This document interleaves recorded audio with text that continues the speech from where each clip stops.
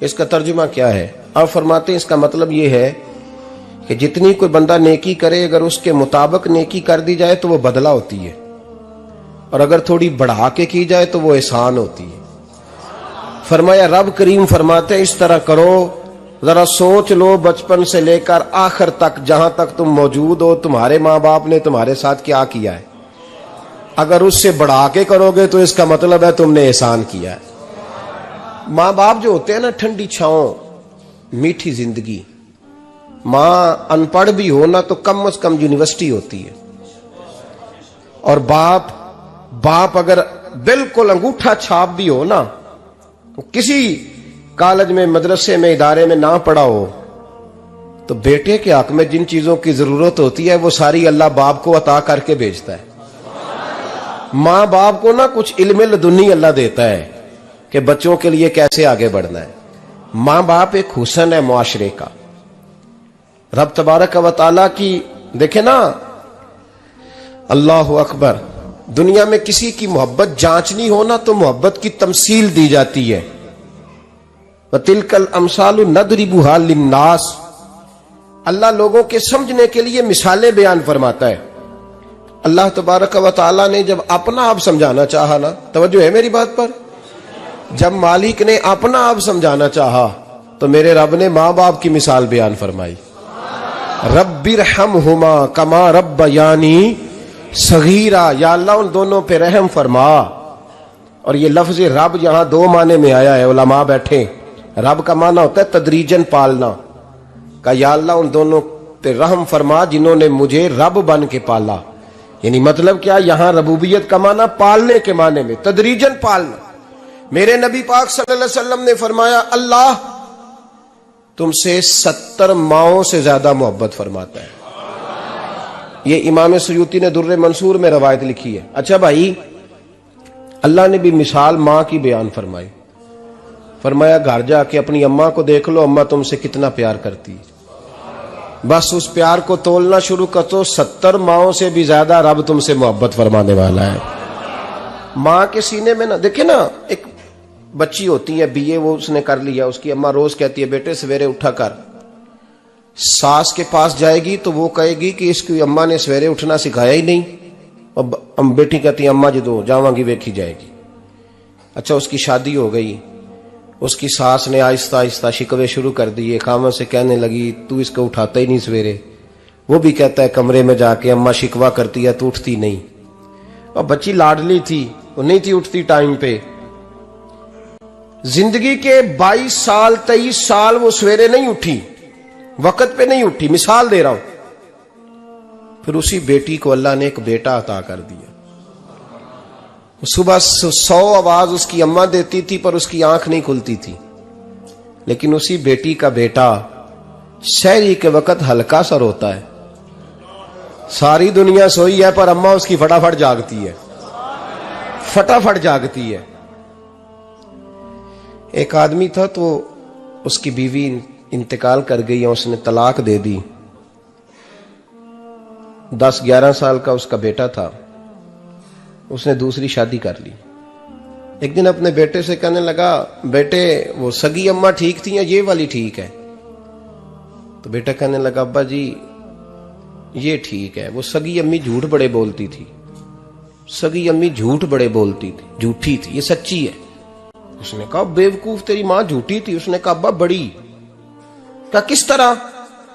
कहने लगा अब्बा जी मैं ना, कभी आपको पता मैं शरारती हूं, कभी मैं शरारत करता था ना, कोई बर्तन तोड़ देता था तो मेरी सगी अम्मा मुझे थप्पड़ मार के बाहर निकालती थी, कहती थी मैं ताला लगाऊंगी बावर्ची खाने को, तुझे सारी रात रोटी नहीं देनी, तू आज भूखा ही रहेगा, बिल्कुल नहीं देना, सारी रात नहीं देना। बड़े दावे करती थी, कसमें उठाती थी, पर बड़ी झूठी थी। आधा घंटा भी नहीं गुजरता था तो गलियों में मुझे ढूंढने लग जाती थी, ढूंढ के लाती थी, ढूंढ के, और ला के ना तो गलती मेरी होती थी, रोना मेरी अम्मा शुरू कर देती थी, वे ओए मैनू ना सताया कर वे पुत्रा। फिर मेरी मर्जी का खाना मुझे पका के देती थी, मेरी मर्जी का, और फिर मेरी अम्मा मुझे तोहफा भी देती थी।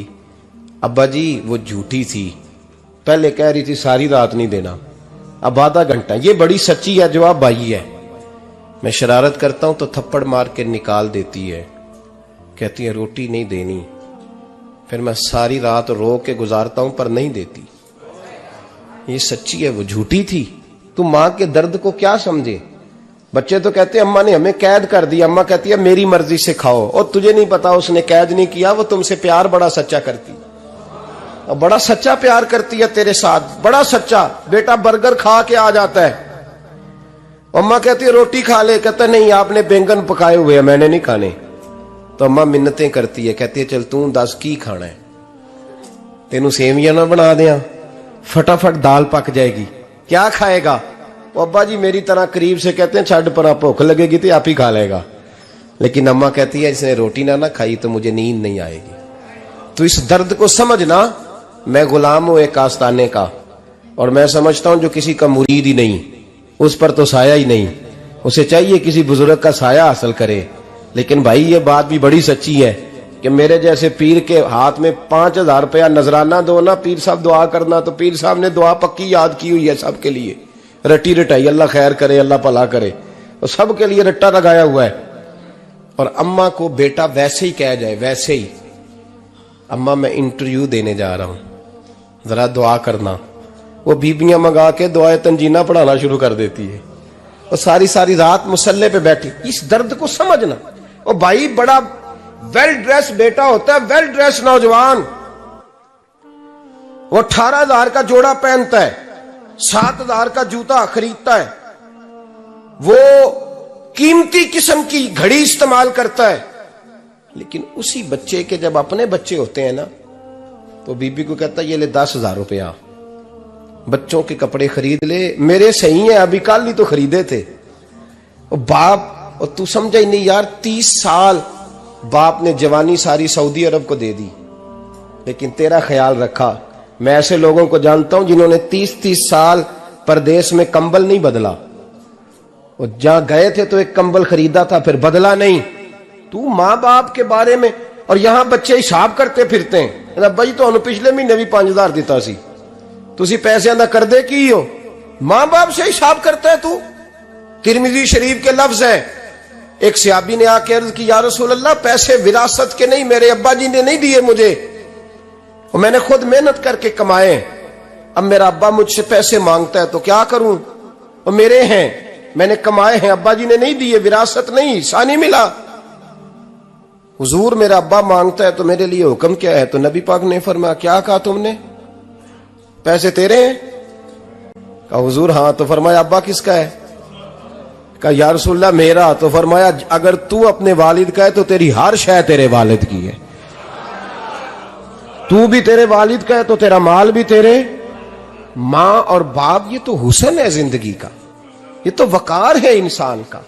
जब तक मां बाप का हाथ पकड़ के चलोगे ना, रास्ते सीधे रहेंगे, और जिस दिन उंगली छोड़ के सड़क पे निकलना पड़ा ना, सर चकराने लगेगा। याद रखना ये बड़ा मुश्किल काम होता है। लोगों का तो रुख ही उस दिन वाज़े होता है जिस दिन आदमी साये से महरूम होता है। अम्मा तो कमरे में पड़ी हो ना, औरंगजेब आलमगीर की मां फौत हो गई, 350 कमरा था महल का, और अम्मा 12 साल टांगों से माजूर रही औरंगजेब आलमगीर की। अम्मा 12 साल कमरे से निकल नहीं सकी, साथ ही वाशरूम था या जो भी उस दौर में तरीका था। औरंगजेब जब महल में आते थे तो फिर भी सीधे अम्मा के पास जाते थे, और जब वापस निकलते थे फिर भी अम्मा के साथ। औरंगजेब की मां का जनाजा उठा तो औरंगजेब ने रोना शुरू किया।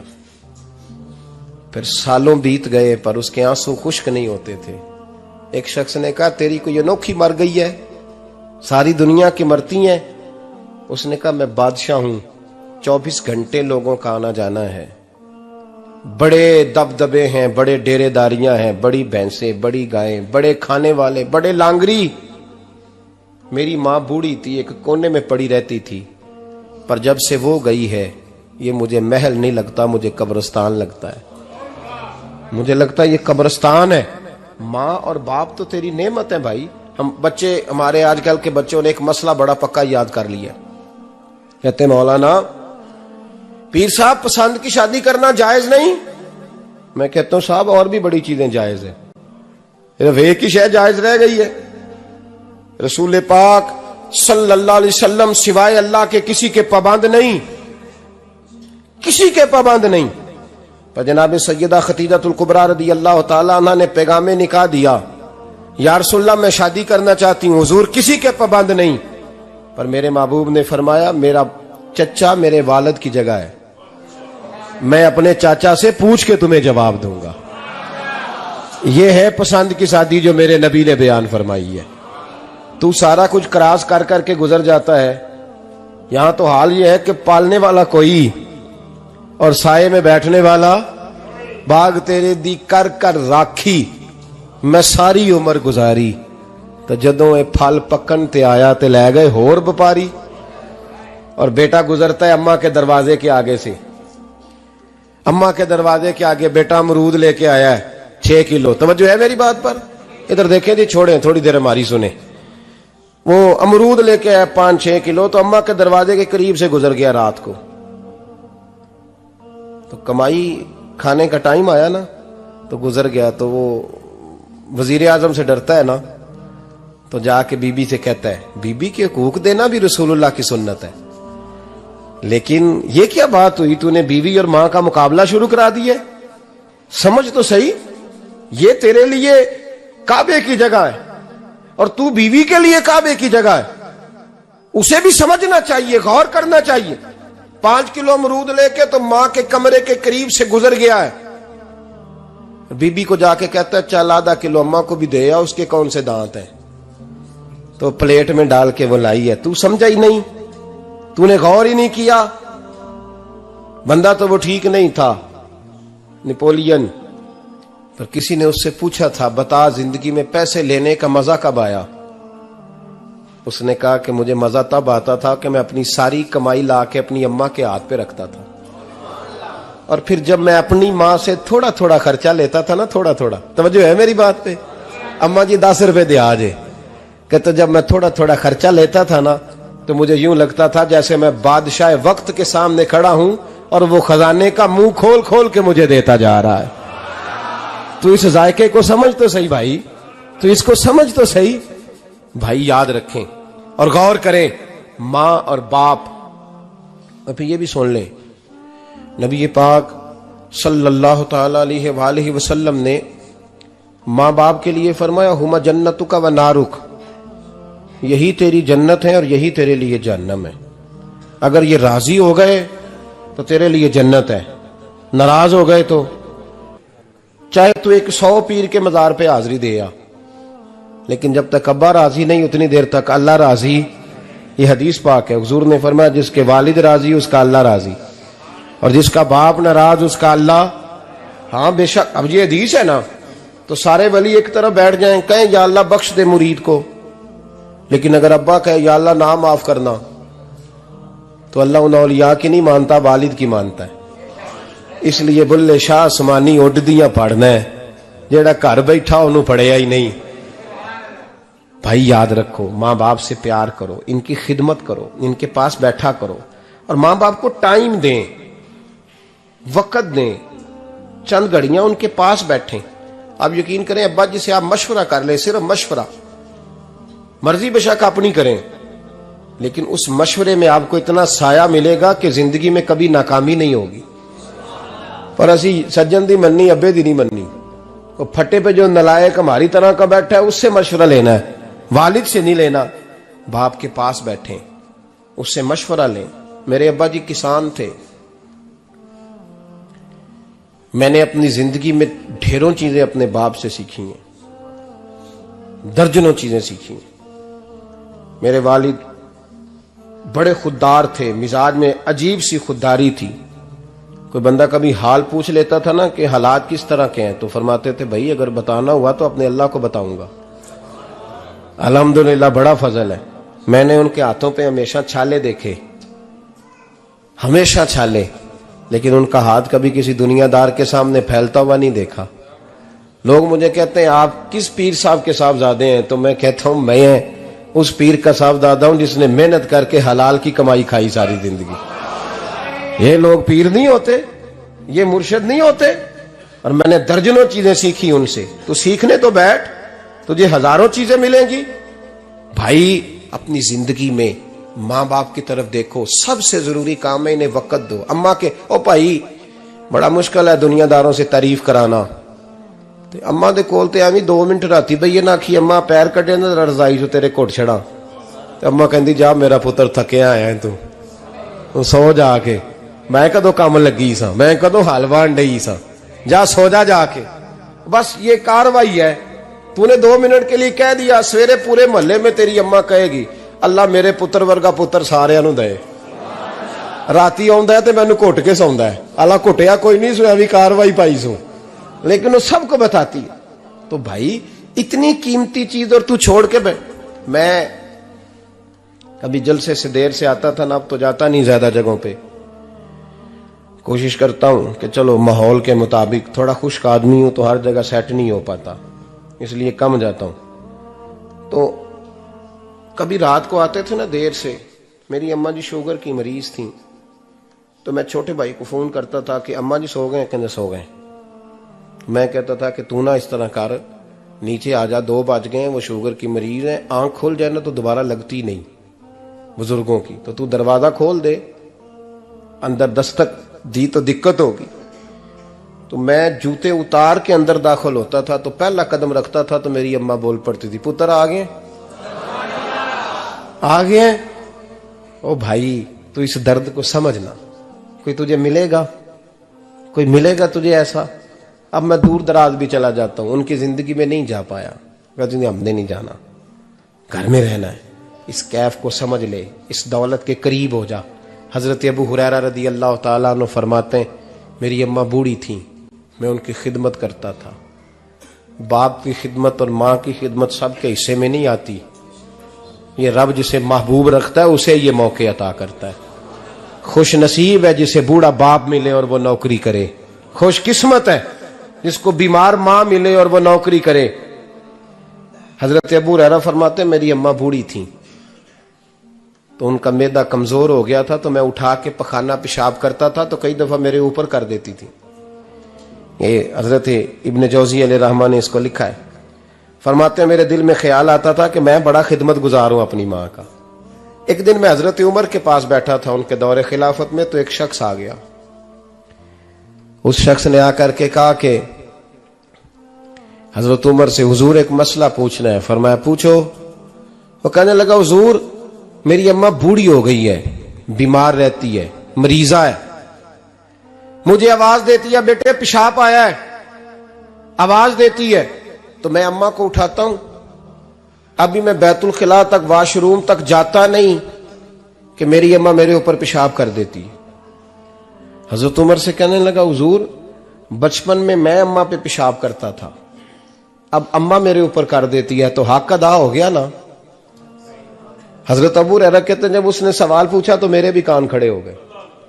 मैंने कहा ये तो मेरे वाला मसला पूछ रहा है, मेरे वाला मसला पूछ रहा है। मेरे पास एक दोस्त जुमा पढ़ने आते हैं बड़ी दूर से, मुझे कहने लगे हजरत साहब जदों भी मैं आउना ना तुसी मेरी ही गल छेड़ देंदे हो, वो जो बात होती है ना बिल्कुल मेरी होती है। मैंने कहा नहीं यार जो मैं कर रहा होता हूं वो मेरी भी होती है, वो सारे मुआशरे की होती है। हमें लगता है कि मेरी हो रही है, हालांकि वो बात हमारी सबकी मुश्तरका होती है।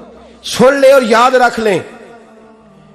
हजरत अबू हुरैरा फरमाते मेरे कान खड़े हो गए। मैंने कहा इसने तो मेरी बात पूछनी शुरू कर दी।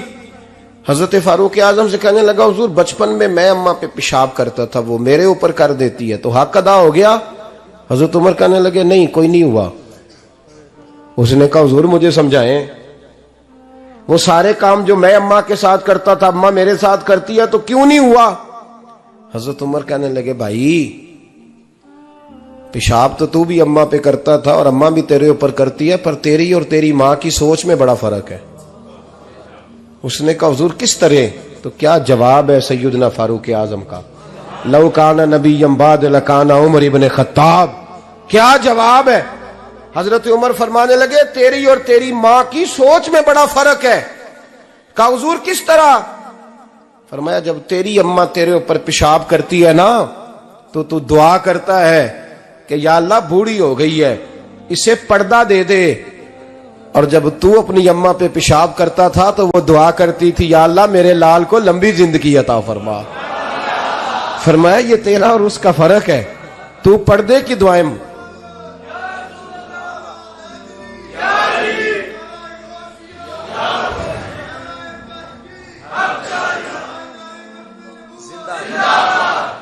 सुने अजीजों, कहा जब तेरी और तेरी मां की सोच में, और नबी पाक सल्लल्लाहु अलैहि वसल्लम ने फरमाया है जितने भी गुनाह इंसान करता है ना, अल्लाह करीम सजा को रोक देता है, कयामत में सजा देगा। और जो माँ बाप का नाफरमान है ना, उसको दुनिया में भी सजा मिलेगी। जो माँ बाप का नाफरमान है उसे दुनिया में भी, आप यकीन करें, बच्चे थोड़ा सा पड़ जाते हैं बेचारे, तो माँ बाप से कहते हैं अब्बा जी तुसी पुराने दौर दे हो, तो की पता होवे, और तुझे पता ही नहीं भाई, तुझे खबर ही नहीं, ये पुराने दौर के नहीं, तू बेवकूफों के दौर का है, तू समझ ये कोई तालीम है। अकबर अलाहाबादी ने कहा था हम ऐसी लाखों किताबें काबिले जब्ती समझते हैं, जब्त करने को दिल करता है, हम ऐसी लाखों किताबें काबिले जब्ती समझते हैं जिनको पढ़ के बेटे बाप को खबती समझते हैं। बात है करने वाली, मां और बाप इतना बड़ा दर्जा है। और भाई सुन लो और इस बात को याद रखना, दुनिया में सियाबी होने से बड़ी विलायत कोई नहीं। सारे वली गौस कुतुब अब्दाल मिलके भी सियाबी के कदमों की खाक तक को नहीं पहुंच सकते, लेकिन हजरत अवैसे करनी सियाबी नहीं बन सके सिर्फ अपनी अम्मा की वजह से, पीछे रहे। महबूब ने फरमाया तू वहां रह के मां की नौकरी कर, तेरा नबी तुझसे राजी है। इतना बड़ा काम उन्होंने छोड़ दिया, हुजूर की जाहिरी जियारत नहीं कर पाए, और तू कहता है मैं फलाने पीर साहब के आस्थाने पे होता हूं, अम्मा बड़े भाई के पास होती है, मैं जाता हूं तंजीमों के साथ, जमातों के साथ, और अम्मा फलाने के साथ। ये कैसी बात हुई? ये किस तरह का मसला हुआ? जो तेरी ड्यूटी है उस ड्यूटी को पहले अदा कर, नौकरी को पहले कर, फराइज का अदायगी पहले कर। तू फर्ज छोड़ के नफल के पीछे जा रहा है, इस काम को पहले सर अंजाम दे। मेरे नबी पाक सल्लल्लाहु अलैहि वसल्लम ने फरमाया वालिदैन के नाफरमान को दुनिया में सजा मिलती। हजरत मालिक बिन दिनार रहमतुल्लाह ताला अलैह फरमाते मुझे अल्लाह ने 60 हज करने की तौफीक अता फरमाई। कितने? बोल के बताएं। जिस बंदे के पास इतने पैसे हों कि हज पे जा सके, आ सके, और जितने दिन रहना है घर वालों को खर्चा दे सके, उस पर हज करना फर्ज है। पता है आपको, उस पर हज करना। इसलिए बयान कर रहा हूं कि हज की दरखास्तें जा रही हैं। हम पता क्या कहते हैं? हम कहते हैं बच्चे बड़े होंगे, शादी करूंगा फिर जाऊंगा। ये किसने फतवा दिया है? ये किससे आपने पूछा है? वो जब बड़े होंगे उनकी शादी की चीज उस वक्त आप पे फर्ज होगी। अभी जो फर्ज है उसको अदा करें। और ये तिरमिजी शरीफ की हदीस है, याद रख ले। नबी पाक सल्लल्लाहु अलैहि वसल्लम ने फरमाया जिस पर हज फर्ज था उसने किया नहीं, बगैर हज किए मर गया, या यहूदी होके मरेगा या ईसाई होके मरेगा। इतना बड़ा हुक्म है हज के हवाले से, लेकिन लोग इंतजार करते रहते हैं पता नहीं किस चीज का। जब आपको अल्लाह मौका दे, हिम्मत दे, तो पहली फुर्सत में ये फरीजा अदा करें, ये जरूरी काम है। हजरत मालिक बिन दिनार फरमाते मैंने 60 हज किए। एक हज के मौके पर मैंने बड़ा रश देखा, लाखों का इज्तिमा हुआ। मेरी बातों की समझ तो आ रही है ना आप दोस्तों?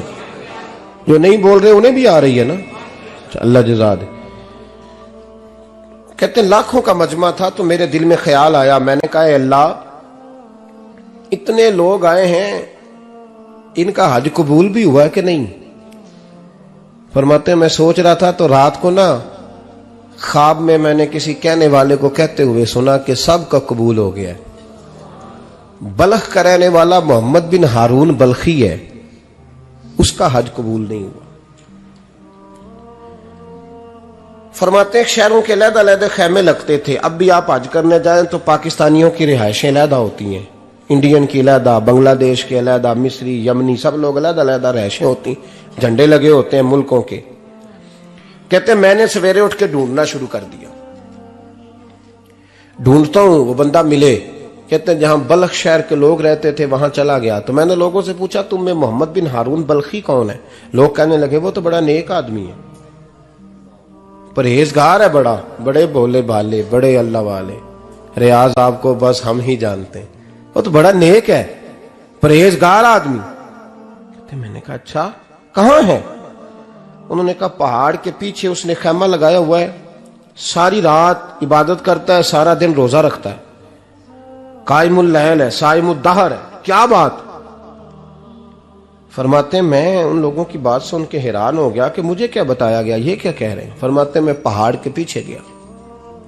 हजरत मालिक बिन दिनार अलैहि रहमा फरमाते हैं जब मैं वहां पहुंचा तो मैंने उस शख्स को मुसल्ले पे बैठे देखा। कसरत इबादत के आसार उसके वजूद पर नजर आ रहे थे। सीधा बाजू उसका कटा हुआ था। फरमाते 2 रकते मुकम्मल करके ना मैंने उससे अस्सलामु अलैकुम कहा तो मुझे कहने लगा वालेकुम अस्सलाम, आप मालिक बिन दिनार हैं। मैंने कहा बड़ी इसकी फिरासत है। फरमाते फिर उसने ठंडी सांस ली, कहने लगा आपको ख्वाब आई होगी कि मेरा हज कबूल नहीं हुआ। फरमाते हैं मुझ पर और बिजली गिरी कि क्या कह रहा। फरमाते मैंने कहा यार लोग भी तेरी तारीफ कर रहे हैं और तेरी बसीरत भी बड़ी है, तो ये माजरा क्या है। कहने लगा आप ना पूछें। ये कह के उसने रोना शुरू किया, देर तक रोता रहा। मैंने कहा नहीं यार तू बता। कहने लगा नहीं आप ना पूछें, आप नाराज होंगे। मैंने कहा मैं नहीं होता, तू बोल ना। कहने लगा हुजूर 24 साल हो गए मुझे हज करते हुए, 24वां हज है मेरा, और हर साल कोई अल्लाह का वली आके बताता है कि जा चला जा तेरा कोई नहीं कबूल हुआ। बेपरवाही वेख सज्जन दी जिथे किसे दी पेश ना जावे, उन्हें ताजा वाले दर दर रोले ते मंगते तख्त बिठावे। आजम किसे नु कारा मिलदा ही कोई काबे खाली आवे। कहते हैं उसने मुझे कहा हुजूर 24वां हज है, हर साल कोई बताता है। मैंने कहा तेरी गलती। कहने लगा मैं अपनी मां का नाफरमान। मैंने कहा वाकया क्या हुआ। कहने लगा हजरत अल्लाह ने मुझे दौलत दी, माल दिया, जमीनें दी, तो मैं अय्याश हो गया। आप यकीन करें अल्लाह लोगों को माल देता है तो वो समझते हैं मेरी चालाकी से आया है, मैं तेज बड़ा था इसलिए आया है। नाफरमान होते हैं। लेकिन जो रब लेना जानता है, देना जानता है, वो लेना भी। वारस शाह मान करी ना वारसां दा, रब बेवारसा करके मार दई। लोग बड़े स्मार्ट बन जाते हैं, उनकी गुफ्तगू में बड़ा तकब्बुर होता है, उनके निगाहों के अंदाज में बड़े, वो कहते हैं ओहो सब लोग बेवकूफ है, सिर्फ मैं सियाना हूं, काम जो सही चल रहा है। ओ भाई 1 मिनट लगता है इंसान को बादशाह से फकीर होने में। एक इमाम मालिक रहमतुल्लाह अलैह बैठे थे तो हारून रशीद आपसे कहने लगा इमाम अबू मालिक से, हजरत बताएं इस वक्त अल्लाह क्या कर रहा है। आप फरमाने लगे यार तू बड़े मोटे दिमाग का है, किस तरह के सवाल पूछता है। बादशाह था ना, कहा नहीं आप बताएं। तो इमाम मालिक फरमाने लगे तू तख्त पे बैठ के सवाल पूछता रहता है और मैं नीचे बैठ के जवाब देता रहता हूं, नीचे आ फिर बताता हूं। उसने कहा जनाब बताएं। फरमाने लगे तू सवाली है ना, तो तू नीचे बैठ और मैं ऊपर बैठता हूं।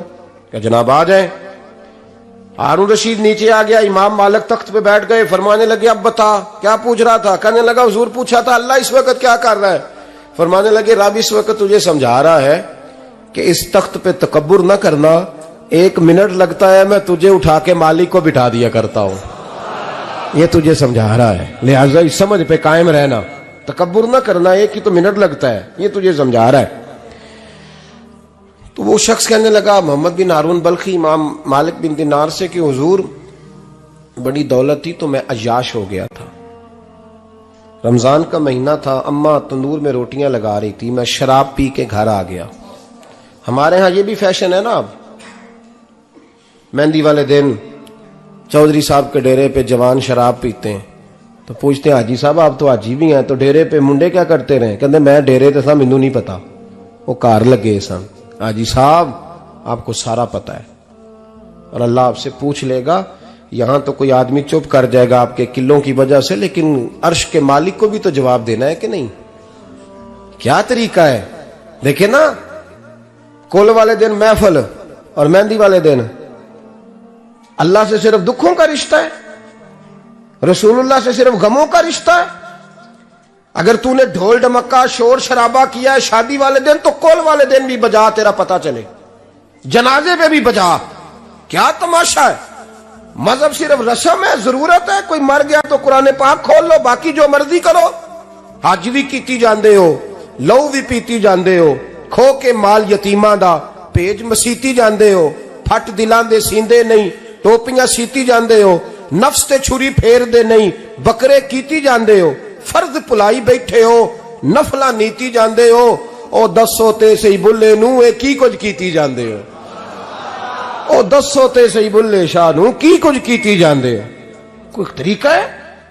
कोल शरीफ पे मौलवी साहब तशरीफ लाइएगा, अब्बा जी के कोल है, तो मैं तो कहता हूं बजा ना बैंड बाजे वाला आज भी, तेरा पता चले कि ये दो दो काम कैसे होते हैं। तू किस तरह दो कश्तियों का, समझ नहीं आती बात की। मैं तो जाता ही नहीं बैंड बाजे वाली शादी पे, मैं कहता जो तुमको मर्दी पढ़ा लो। ने कहा हमसे नहीं दो दो काम होते, अल्लाह रोजी देने वाला है, एक ही करते हैं। दो रंगी छोड़ के यक रंग हो जा, सरासर मोम हो जा या संग हो जा, मौज करो। हम इस चक्कर में पड़ते ही नहीं, हम वो रास्ता ही छोड़ देते हैं जो हमारी तबीयत के मुताबिक नहीं होता। बस खत्म हो गई बात। इसलिए गौर करें और याद रखें इस बात को। इमाम मालिक बिन दिनार रहमतुल्लाह अलैह फरमाते हैं, मुझसे कहने लगा पैसे आए तो मैं याश हो गया। रमजान का महीना था, असर के बाद मेरी अम्मा इफ्तारी की तैयारी कर रही थी, मैं गया, मैंने कहा शराब पी हुई, अम्मा रोटी दे। तो अम्मा कहने लगी शर्म कर, शर्म कर, रोजा रखा नहीं तो जिन्होंने रखा है उनका तो ख्याल कर। कहते अम्मा की बात का मुझे गुस्सा लगा। मैं कहा करता हूं बदनसीब है वो बेटा जिसका बाप उससे बात करते हुए डरता है कि पता नहीं कहां से बोलेगा। बदनसीब नहीं वो बेटा जिसकी मां उससे बात करते हुए सहम जाती है कि पता नहीं कौन सी बोली बोलेगा। बदनसीब नहीं कि मां बाप भी जिससे खोल के बात ना कर सके। हजरत मालिक बिन दिनार से कहने लगा, अम्मा ने जब कहा ना शर्म कर, तो मुझे गुस्सा आया, मैंने मां को थप्पड़ मारा और मेरी मां जलते हुए तंदूर में गिरी। लोगों ने मुझे पकड़ के अंदर बंद कर दिया कमरे में। सारी रात मैं शोर सुनता रहा पर नशे में धुत रहा। सवेरे आंख खुली तो मेरी बीवी बैग बांध रही थी। मैंने कहा कहां जा रही हो? कहने लगी जो मां का नहीं बना मेरा कैसे बनेगा। वो मैंने कहा मेरी अम्मा का, वो तो लोगों ने रात को ही दफन कर दी जनाजा पढ़ के। तड़प के कहने लगा मुझे क्यों नहीं बताया? तो कहते हैं लोग कहने लगे तेरी मरती हुई मां कह गई थी इसे मेरा मुंह ना देखने देना, मेरे जनाजे के करीब ना आए। हजरत मालिक बिन दिनार फरमाते हैं जब उसने ये बात सुनाई तो मैंने भी उसके मुंह पे थप्पड़ मारा। मैंने कहा तू इसी काबिल है। कहते हैं वो रोने लगा, हुजूर दुआ करे अल्लाह मुझसे राजी हो जाए। कहने लगा जब मां की इंतकाल की खबर मिली तो मैंने कुल्हाड़ी लेके वो हाथ काट दिया जिससे मां को मारा था। मैंने सारी जायदादें खिरात कर दी। 24 साल हो गए, 24 साल।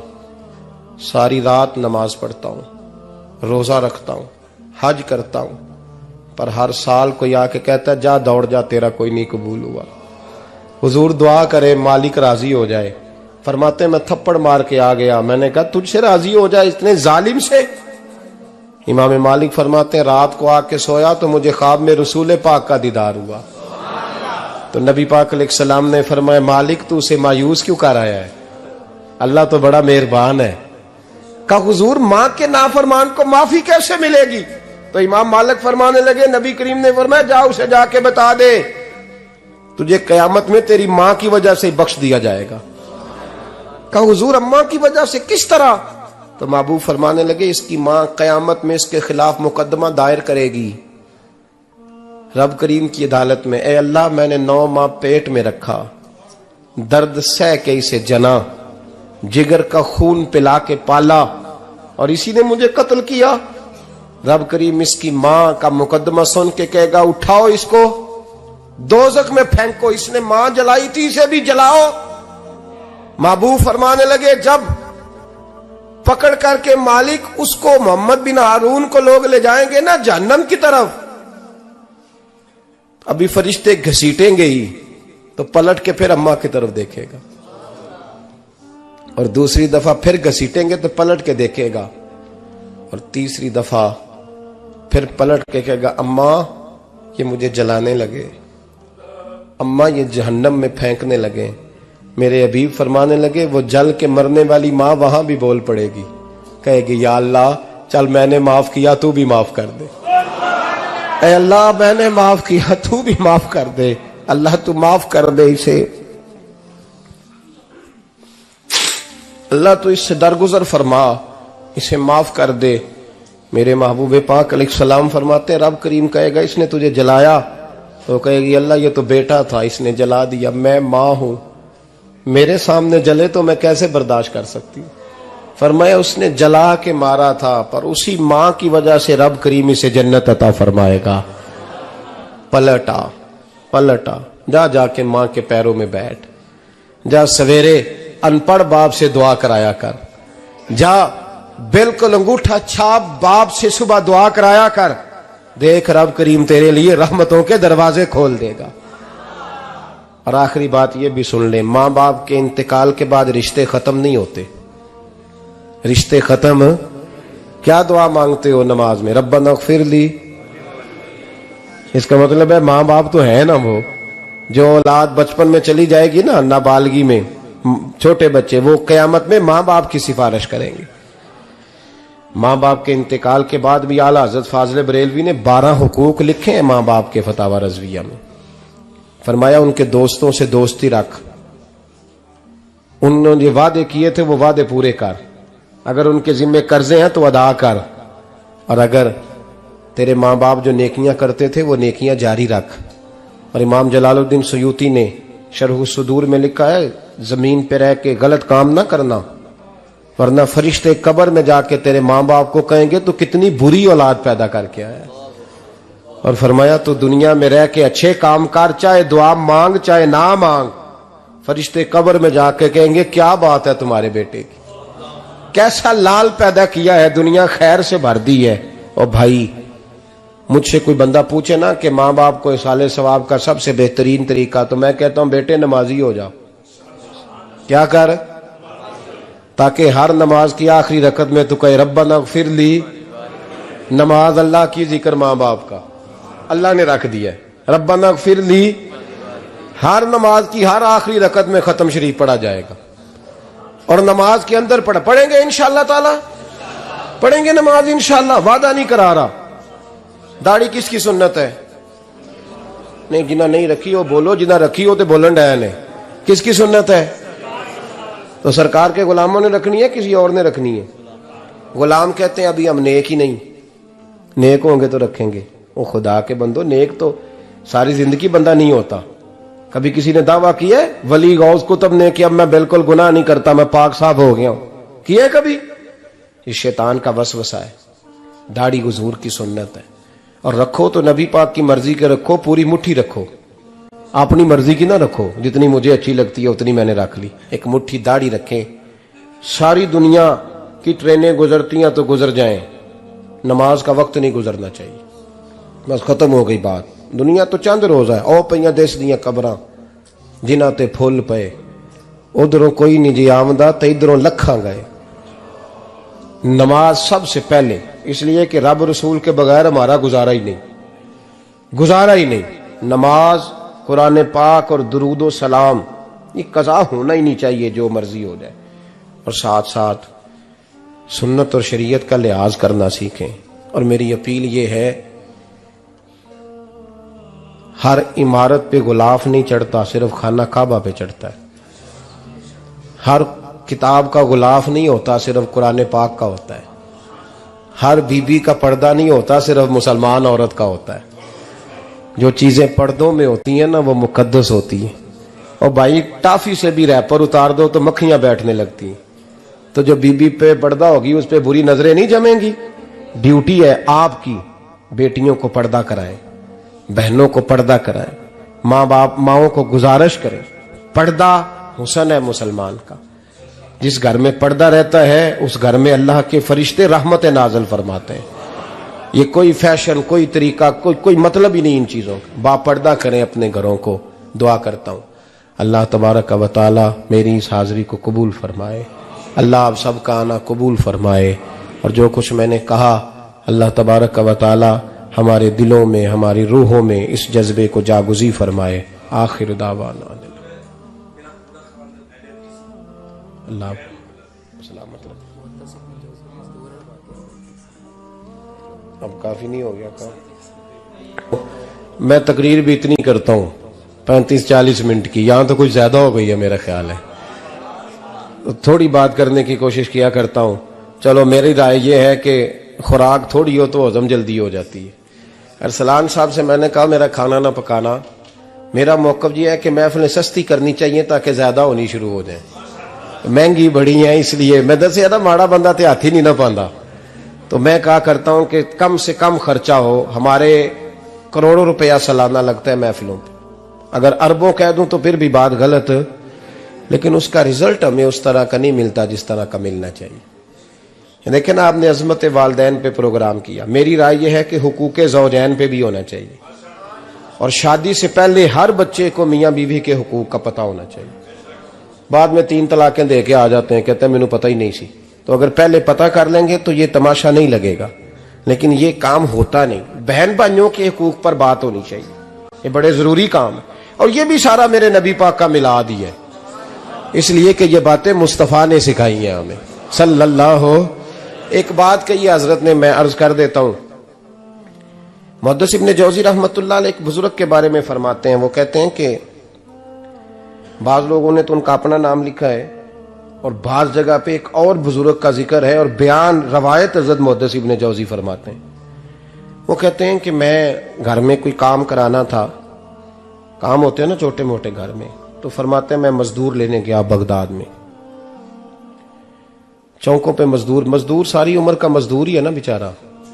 अमीर तो अमीरतर होता जा रहा है और गरीब गरीबतर हो। हमारे तो पीर भी लोगों को कह रहे हैं फकीर हो जाओ, खुद अमीर होते जाते, खुद रोज बरोज अमीर हो रहे हैं, दुनिया को कह रहे हैं फकीर हो जाओ। तुम भी तो थोड़ा फकर इख्तियार करो ना भाई, जो दर्ज दे रहे हो। इल्ला माशाअल्लाह, सबकी बात नहीं करता।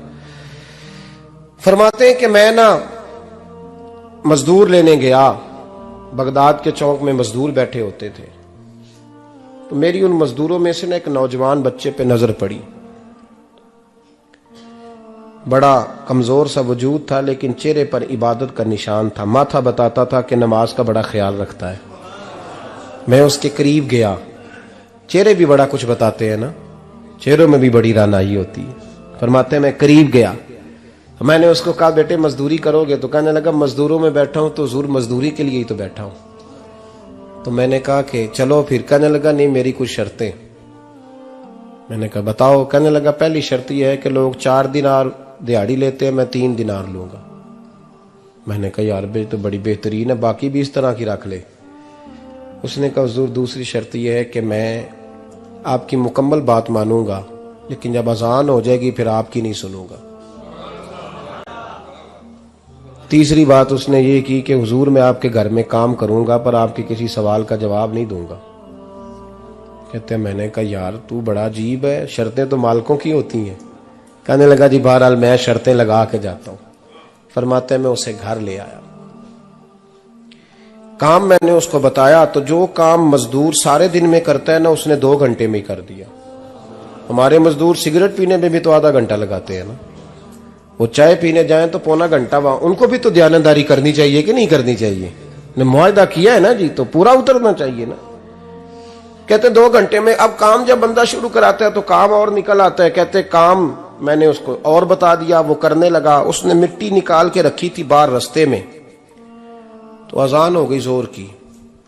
उसने वहीं कुदाल छोड़ी कई और चलने लगा। तो मेरा बेटा कहने लगा इसको जरा बराबर कर दो। कहने लगा चुप कर जा, तेरे बाप से बात हुई थी, जब अजान होती है तो मैं किसी और की नहीं सुनता, सिर्फ अल्लाह रसूल की सुनता हूं।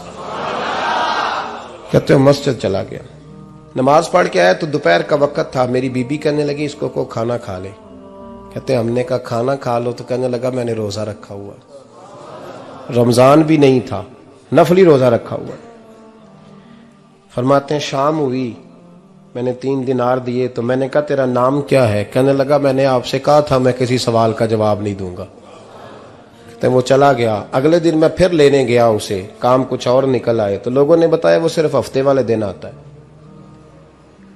मैंने कहा क्यों? कहने लगे जी वो कहता है मेरा हफ्ते का खर्चा 3 दिनार है, जब 3 दिनार कमा लेता हूं तो बाकी सारा टाइम अल्लाह रसूल की जिक्र में गुजार दिया करता हूं। फरमाते हैं जी अगले हफ्ते मैं फिर लेने गया, मैंने पूरा हफ्ता इंतजार किया कि काम उसी से कराना है। मैं जब गया तो मैंने कहा चलो। कहने लगा मेरी शर्तें याद है ना? और मैंने कहा याद है भाई साथ चल। फरमाते हैं काम कराया, 2-3 हफ्ते वो आता रहा। एक हफ्ते में गया तो लोगों ने कहा हुजूर आज नहीं आया। क्यों? कहने लगे बीमार हो गए। कहाँ घर है? कहने लगे बगदाद के कब्रिस्तान के पीछे जो कच्ची आबादी है उसमें रहता है। फरमाते मैं गया, दरवाजे पे दस्तक दी तो कहने लगा हुजूर आप हैं? दरवाजा खुला है, आ जाइए। फरमाते मैं अंदर गया तो मैंने कहा तुम्हें कैसे पता चला मैं आया हूं? कहने लगा हुजूर अल्लाह वाले हो, आप नहीं आना था, वरना अमीर तो गरीबों का पता लेने कोई नहीं आते। कहते मैं करीब गया तो कहने लगा मैं आपका इंतजार कर रहा था, तेज बुखार है, तप रहा। जेब से कुछ पैसे निकाले, कहने लगा ये पैसे रख लें। एक अंगूठी निकाली, कहने लगा हुजूर आज रात को मेरा इंतकाल हो जाएगा, इन पैसों का कफन खरीद के सुबह जनाजा पढ़ के मुझे दफन कर देना, और जब दफन करो तो ये अंगूठी लेके असर के बाद हारून रशीद के पास जाना। आप उसे कहना मैंने मिलना है, पर वो आपको टाइम नहीं देगा। आप उसको आवाज दीजिएगा कि तेरी एक अमानत है मेरे पास, फिर वो आपसे मिलेगा तो अंगूठी दे दें, फिर आप मेरी तरफ से फारिग हैं। हजरत फरमाने लगे तेरा नाम? और कहने लगा हुजूर वक्त थोड़ा है, आज रात मैंने जाना है, बड़ी लंबी माफी मांगनी है रब करीम से, अगर मुनासिब समझे तो मुझे अपने रब से तन्हाई करने दे। फरमाते हैं मैं आ गया, पर उसकी बातों ने मुझे सारी रात सोने नहीं दिया। फरमाते हैं सुबह बड़ी मुश्किल से सूरज निकला, मैं गया, दरवाजे पे हाथ रखा तो दरवाजा खुला हुआ था। अंदर दाखिल हुआ तो खुशबुएं मेरा इस्तकबाल कर रही थी। जब चेहरे से कपड़ा हटाया तो उसका तो इंतकाल हो चुका है, इंतकाल हो चुका है, ऐसे जैसे किसी का दीदार करके सोया है। कहते मैं तो 2 आदमी ले गया था जनाजे पे, पर पता नहीं दुनिया किधर किधर से आई, कहां कहां से। अखां जदों मीटियां जमाना मैनू रोवेगा, अपना ते अपना बेगाना मैनू रोवेगा, अपना ते अपना। और मियां साहब ने कहा था बाद मरन दे मुखड़ा मेरा हो जावे जे ताजा, फिर समझ लेना महबूब मेरे ने आन पड़िया जनाजा। और किसी उर्दू के शायर ने कहा था मेरे मरने पे हर सू शोर मच जाएगा देखोगे कि मैं अल्लाह को, मेरे मरने पे हर सू शोर मच जाएगा देखोगे, कहने अलविदा सरकार खुद तशरीफ लाएंगे। फरमाते हैं मैं तो 2 बंदे ले गया था, पर पता नहीं मखलूक कहां कहां से आई। जनाजा पड़ा, दफन किया। हारून रशीद के पास में असर के बाद गया, मैंने बुलाना चाहा पर बादशाह था, मेरी तरफ देखा ही नहीं। मैंने उसको कहा तेरी एक अमानत मेरे पास है। फरमाते हैं वो मुझे कोने पे ले गया, क्या बात है, कमरे में बुलाया, मैंने अंगूठी दी। हारून रशीद तो चीखे मारने लगा, कहने लगा अंगूठी वाला कहाँ है? मैंने कहा वो तो इंतकाल कर गया। कहने लगा मुझे कब्र पे ले चल। कहते मैं कब्र पे लाया तो वो लेट गया, तड़प के रोने लगा। मैंने कहा मेरा कलेजा फट जाएगा, ना उसने कुछ बताया ना तूने बताया, ये कौन था? तो हारून रशीद कहने लगा ये मेरा बेटा था। मैंने कहा तेरा बेटा और मजदूर? कहने लगा हुजूर ये हजरत दाऊद ताई के पास बैठा करता था, उनका मुरीद था, मुझे रोज कहता था अब्बा तूने बड़ी दुनिया इकट्ठी कर ली है, मरते वक्त तुझसे टांगे समेटी नहीं जाएंगी, इतना हिसाब नहीं तू दे सकेगा। मैं इसको समझा देता, इसकी अम्मा समझा देती। ये रोज हमें कहता छोड़ दो, आ जाओ अल्लाह रसूल की बारगाह में झुक जाएं। हम समझ, एक दिन ये चला गया, कहने लगा फिर तुम्हारा रास्ता और है और मेरा रास्ता और है। ये सोने की अंगूठी गलती से इसके पास रह गई थी, गलती से हीरे की अंगूठी चली गई। कहने लगा देखो मेरे बेटे ने आज वो भी वापस कर दी है। फिर तड़प के कहने लगा हारून रशीद था तो ये मेरा बेटा, पर मेरा मुर्शद निकला, मेरा पीर निकला। भाई जिंदगी तो बड़ी थोड़ी है ना। बाबा साहब ने कहा था उठ फरीदा सुत्या, और दाढ़ी आ गया ही पूर, अग्गा नेड़े आ गया ही, पिछा रह गया ही दूर। उठ फरीदा सुत्या खलकत वेखन जा, मते कोई मिल जाई बख्शिया ते तू ही बख्शिया जा। उठ फरीदा सुत्या झाड़ू दे मसीत, तू सुते रब जागदा तेरी डाडे नाल परीत। मेरा रब हमें भी अपनी बारगाह में कबूल फरमाए। आखिर दावाना अनिल हम्दुलिल्लाह।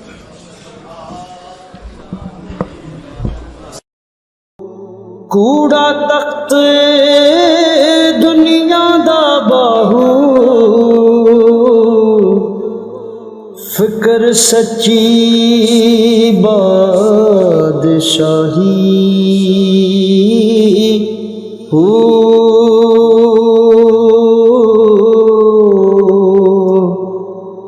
जिस दिल से